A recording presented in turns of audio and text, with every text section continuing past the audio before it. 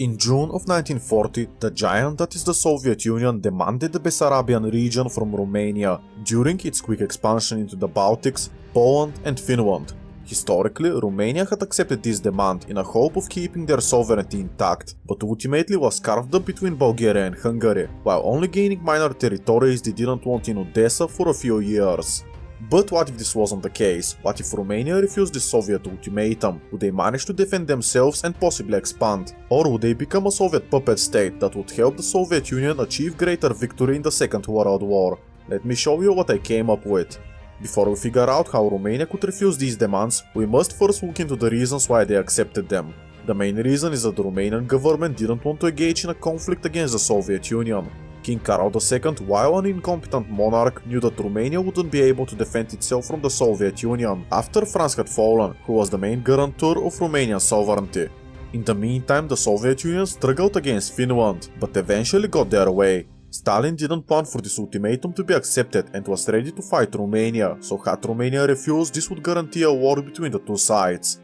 But why didn't Germany step in as to help Romania? Well, the answer is also simple. They really didn't care enough as to go out of their way and stop the Soviet Union. The Austrian painter had already promised this territory to the Soviet Union in the Molotov-Ribbentrop Pact without warning the Romanian government, just as long as the Soviets didn't overplay their hand and take more of Romania than they had promised.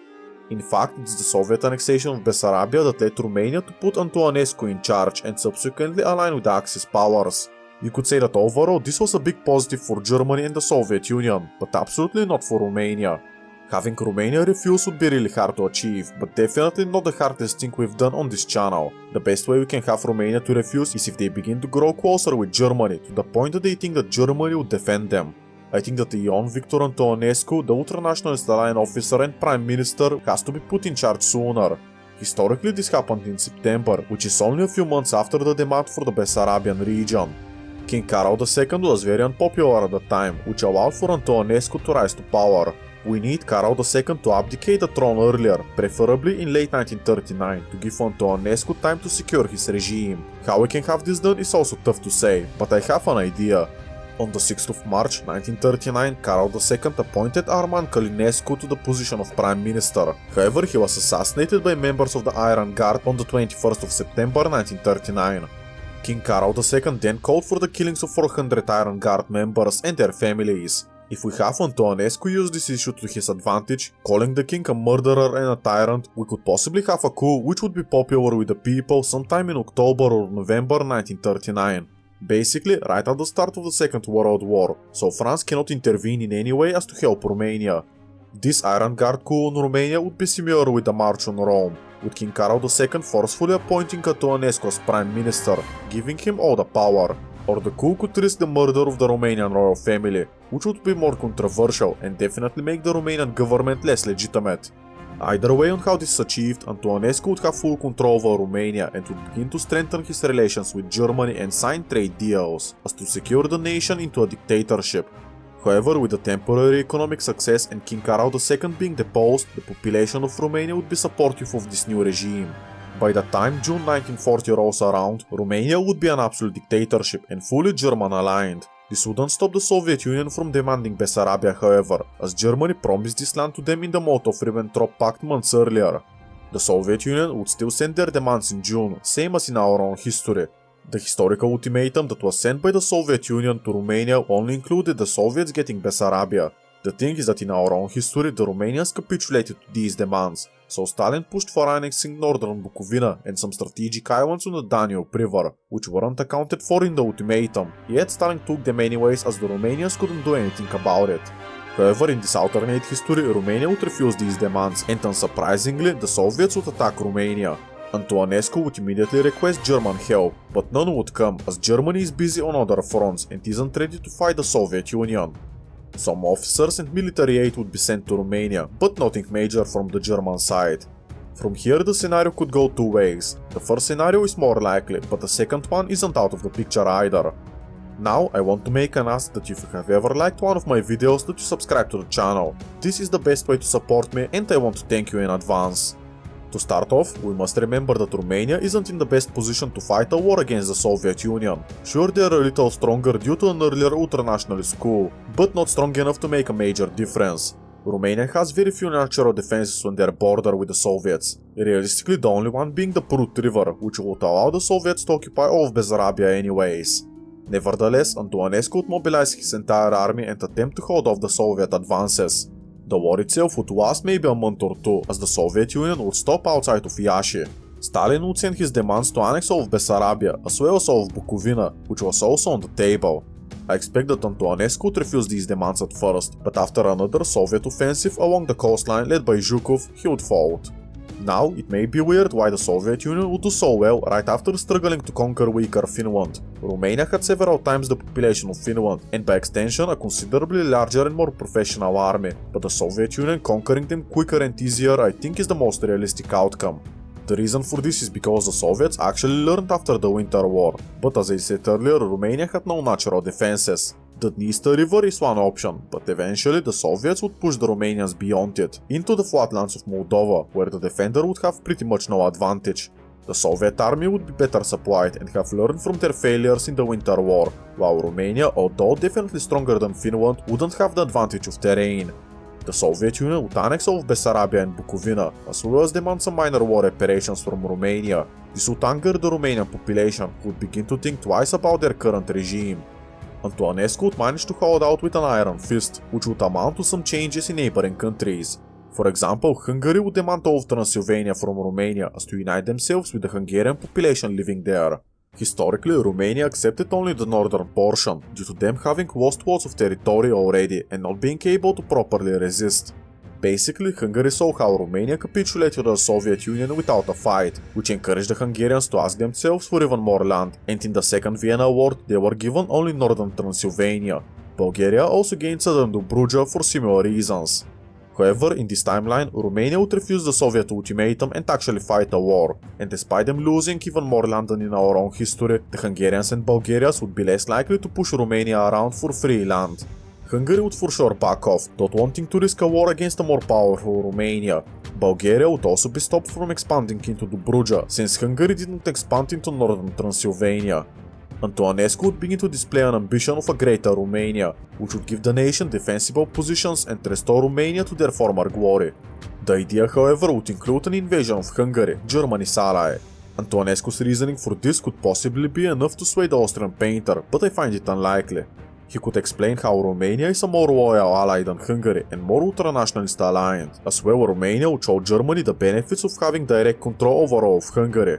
Once Antonescu proposes this idea to the Austrian painter, it would be most likely shut down, but it would make for a more interesting scenario, so I would have it happen during Germany's consolidation of the Balkans. The reasoning why I would have this happen is because if I don't, we would basically get the same ending. Germany invades the Soviet Union, Romania expands, the Germans lose, the Romanians lose. This could likely lead to absolutely similar ending as in our own history, but Romania has lost southern Bukovina. If I'm fully realistic, I don't think that anything at all will change, yet I would give you a second ending in a bit, which I think that you may like even more. For now, Romania would convince Germany that the Romanians are more loyal than Hungary, and that the Axis would have a better chance at victory if the Romanians are strengthened at the expense of Hungary. While this may seem odd, I don't think it's actually this crazy, let me explain.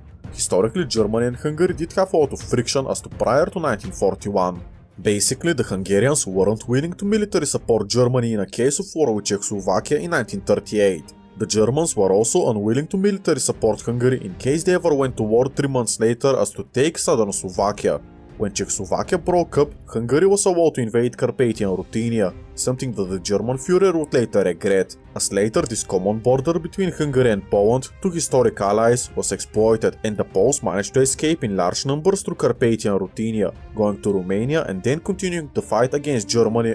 The Germans also guaranteed the independence of Slovakia right after the state was formed, yet Hungary took advantage and mere 6 hours before these guarantees were put into effect, they invaded Slovakia and annexed a bit more land. The Hungarians and Germans also had issues in Burgenland, which the Hungarians also wanted, as it was part of their historic kingdom, but Germany would of course never accept this. As you can see, the Axis and Hungary didn't really have too favorable relations, and if all of these arguments were brought up in front of the Austrian painter, he could agree that Romania being more committed into ultranationalist alliance is better than the Horthy regime. In addition, Germany would want protection of the Romanian oil, which was vital for the Axis war effort. So having a stronger Romania at the expense of Hungary, which really did cause a lot of problems for the Axis, would sound like a decent plan. In this alternate history, Hungary would be split in a few weeks at around early 1941, its army being either destroyed or captured and forced to serve under German generals. The rest of the Balkans would be divided slightly differently after the fall of Yugoslavia and Greece. In that case, Romania would annex everything up to the Tisa River, along with West Banat. The Romanians historically didn't desire West Banat, and I think that they could have gotten it if they asked Germany, but this time it's different. The Romanian Iron Guard would promote the idea of having their borders be based on natural defenses, and certainly not using the Carpathian Mountains, the Danube or the Prut River to achieve that. They need something bigger.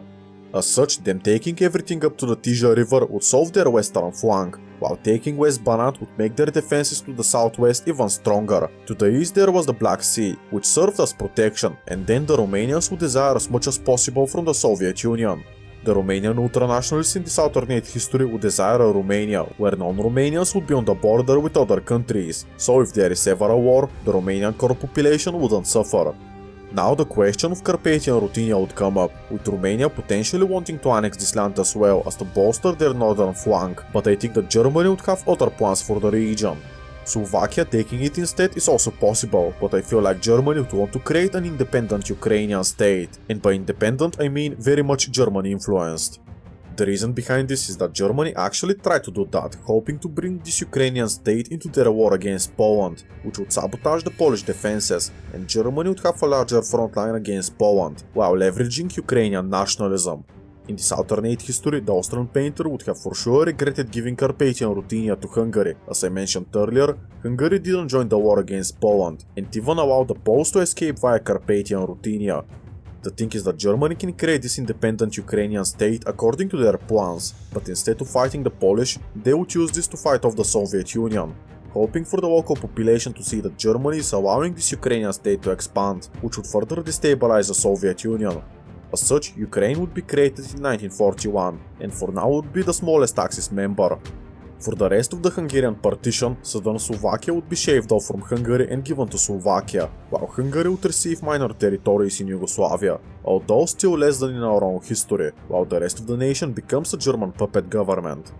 Now seems like a good time to go to Asia. Hi Japan, what's the difference here? Nothing. How am I not surprised? Yes, much like in one of my previous videos, a random European nation deciding to do something slightly differently wouldn't change Asian theater at all. No Japanese invasion of Vladivostok, no absolute victory in China, and nothing stopping the Americans from dropping the sun on Japan not once but twice. Let me also tell you what will change in South America. Well, in July 1941, something even larger and more important than Operation Barbarossa would happen. Something that could have changed the entire world, and this is the Equatorian-Peruvian War. Now do you think anything would change in this war with the Soviets invading Romania in 1940? Well, also no. Let's go back to the interesting stuff in Europe. With the consolidation of the Balkans being done by the Axis, the invasion of the Soviet Union would commence. Although maybe a week or two later due to their invasion of Hungary, possibly delaying this time period. The Axis invasion would happen in about the same way, but territory Romania would gain from Ukraine would be slightly different, with them gaining everything up to the southern Buk River. In this alternate history, perhaps Ukraine is treated more fairly in the Axis, unlike our own history, where they were basically brutally occupied. This would for sure mean that the Axis are in a stronger position, but this is a topic for another video. For now, Ukraine exists and it's more committed to destroy the Soviet Union. Romanian and Ukrainian troops would be fighting at Stalingrad alongside the Germans and wouldn't really do anything more than in our own history, still holding the German flanks and allowing the 5th German army to get encircled. Let's be honest, a larger Romania wouldn't exactly be what Germany needs to win the Second World War. I would save you some time in explaining and just flat out tell you the Axis would lose.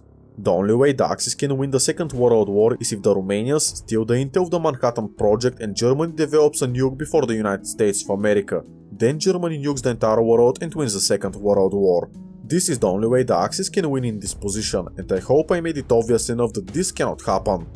However, Romania would lose slightly differently. Historically, Romania suffered an anti-ultranationalist coup that put Antonescu out of power. With Antonescu given more time to secure a dictatorship as well as expand Romania and its influence further, this coup wouldn't succeed, not be as popular among the people, despite the Axis clearly losing the war. Instead, the Soviet Union would need to invade Romania, as I don't think that Romania would switch sides, unlike our own history.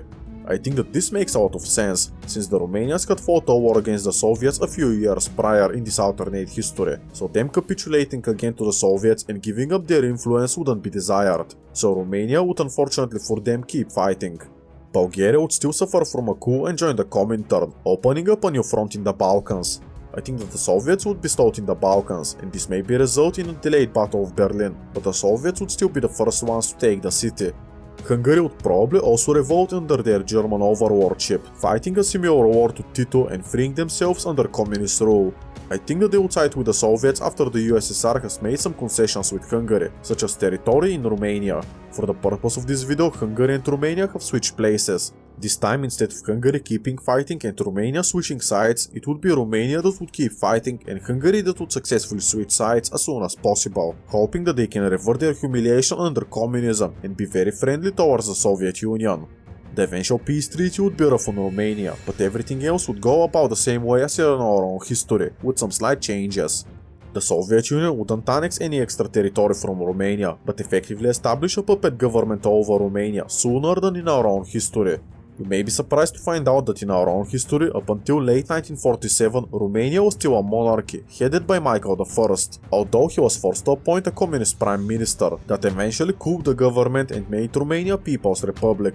This time it wouldn't happen, so Romania would become communist a lot sooner, and Michael I wouldn't carry out his famous coup on the ultranationalist government. Unfortunately, Romania is still a Soviet client state, and their history has been altered a lot, which would have some changes. Southern Dobruja would still be given to Bulgaria as a thank you for switching sides, and the Soviets would want to limit Romania's size. What the Soviet Union would want is a weaker Romania that cannot challenge the Soviet influence and authority. The Soviets would seek to expand Bulgaria and Hungary at the expense of Romania, so all countries would be of similar population and strength, preventing conflicts among each other, and the Soviets would use the divide and conquer strategy. After some negotiations, Hungary would be given northern Transylvania, and the Romanians would be forced to agree to a population exchange, which would heavily favor the Hungarian side. Cluj-Napoca, the second largest city of Romania and one of the oldest Romanian cities, would now find itself in Hungarian hands, so the Romanians are drastically weaker than in our own history, but also the Soviet Union still gets to keep southern Bukovina indefinitely. Romania is broken up and humiliated. Overall, Romania didn't gain anything from trying to be brave and resisting the Soviet Union. I don't want to go in detail regarding communist rule in Romania, but due to the limited resources of the country and the fact that Nicol Ceausescu wanted the powers of the parliament to be made entirely of Romanian-made products, this would further hurt your average Romanian, for sure making the country poorer than today.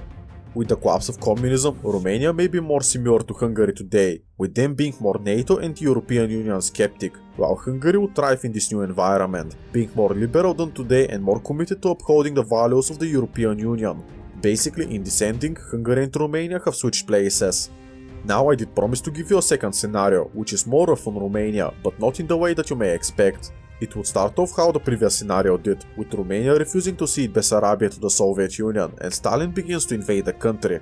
However, this invasion will take a turn as Germany begins to become paranoid with this invasion, worrying about the Romanian oil. The Austrian painter would thus send a demand to Antonescu as to cede Bessarabia to the Soviet Union, which Antonescu would refuse. The Soviets would begin to reach the Prut River, and Germany would divert an army from France, slowing down the occupation of France by a few weeks, if not a month, to Hungary as to prepare to secure their oil supplies. In mid-July 1940, Germany would declare war on Romania, followed by Hungary. I am very aware that this scenario is unrealistic, so allow me to provide a little backstory on why Germany would do this. There was an incident from before the outbreak of the Second World War, where Germany demanded that Romania free all of their political ultranationalists from prison. The Romanians pretended like these people tried to escape and shot them on the side of the road. That being said, Germany was very mad at this, but reluctantly closed their eyes on it. Why? Because they needed the Romanian oil to trade boost their economy and war machine. If they began to sour relations with Romania, then the most important source of German oil would be lost. This shows that Germany only kept Romania around as a pawn, getting cheap oil and trade resources from them, while using their army to man their front lines. It's fair to assume that the second that this lifeline is threatened, Germany would try by force to secure it for themselves. Faced by this double threat, Romania would begin to crumble, and it wouldn't surprise me if they fell by the end of the month. Antonescu would flee the country, seeing that his movement was over. The Austrian painter would be mad at this news, as he wanted to appoint him as a puppet leader. Romania would be practically destroyed in this peace treaty. Bessarabia and southern Bukovina would go to the Soviets to start with, appeasing the Soviet Union. All of Transylvania would be given to Hungary as to secure their absolute loyalty, as well as be ready to intervene in Romania if need be. All of Dobruja would be given to Bulgaria in exchange for them joining the Axis and assisting in the invasion of Greece and Yugoslavia. The remnants of Romania would become a German puppet state, only existing as to give oil to Germany and their allies. This way Germany has secured direct control over the Romanian oil, so a lot of German resources would go to this direct occupation zone as to develop the oil fields further, something that would definitely help the Germans, but Romania is practically erased from the map and replaced by Reichskommissariat Romanian. I do want to mention that historically the Hungarian occupation of northern Transylvania resulted in about 1,000 civilian lives, which number could go into the 5 digits in this alternate occupation. Also, there were more than 1,300 schools in northern Transylvania that were teaching Romanian as their primary language. During the Hungarian occupation, out of the 1,300 schools, only one was teaching Romanian. Hungary did try to assimilate the Romanians in northern Transylvania, and these efforts would be now expanded to all of Transylvania, so this ending is even more brutal for Romania, but there would be a notable changes in the peace treaty. Resistance in Romania to Axis occupation would also be brutal. Bombs targeting trains, oil rigs and infrastructure would go off almost weekly. Romania would be treated about the same as the general government of Poland, and this wasn't well at all. The consolidation of the Balkans would go about the same way, with the only change being that Hungary would also be allowed to annex West Banat. As you can see, Hungary has almost restored their pre-partition borders and achieved their maximum at expanding, something that would greatly appease the Hungarian nationalists. The war would be carried out similarly to our own timeline until Operation Barbarossa. With Germany forced to occupy more territory, the invasion would go slower in Ukraine. Not only that, but with Germany's oil supplies being damaged by bombs and resistance movements, the German tanks would only manage to go as far until stalling out. I think that the Battle of Stalingrad would occur, but be less of a German disaster, mainly because they wouldn't be able to field as large of an army there. With the Axis in a worse situation than in our own history, with a major source of oil being under direct attack from rebels, I think that the Axis would lose this war in a couple of months earlier. Again, the only part for the Axis that matters is how they surrender in Romania. The Romanians would most likely suffer another anti-ultranationalist coup, or maybe even a full-fledged communist revolution. This would speed up the Soviet advances along, allowing for a swift capture of the Balkans. Lots of Romanians in Transylvania would quickly manage to overthrow their Hungarian overlords and may temporarily establish a Transylvanian Republic before officially uniting with Romania and freeing themselves from German occupation. Once the war ends, the fate of Romania would be decided. Many would see Romania as a victim of Axis expansionism, rather than a German collaborator. Romania would still lose Bessarabia and southern Bukovina to the Soviets, that's for sure, but they would regain Dobruja, both North and South Dobruja. Not only that, but the Romanians would annex territories up to the Tisa River in Hungary as to punish the Hungarians and award the Romanians for rising up and resisting the Axis instead of collaborating with them. Romania still becomes a Soviet client state and is still forced to join the Warsaw Pact.